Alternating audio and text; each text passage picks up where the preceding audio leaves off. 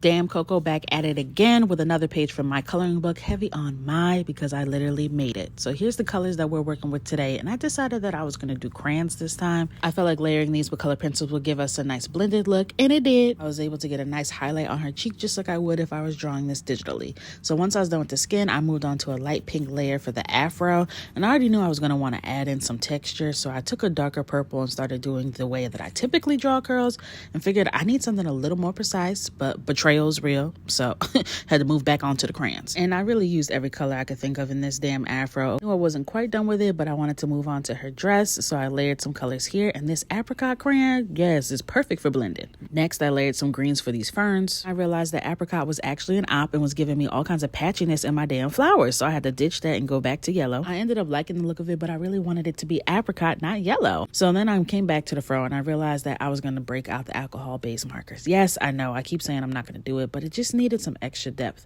I gave the background a little bit of a light green, and this is the final product. She's giving unique.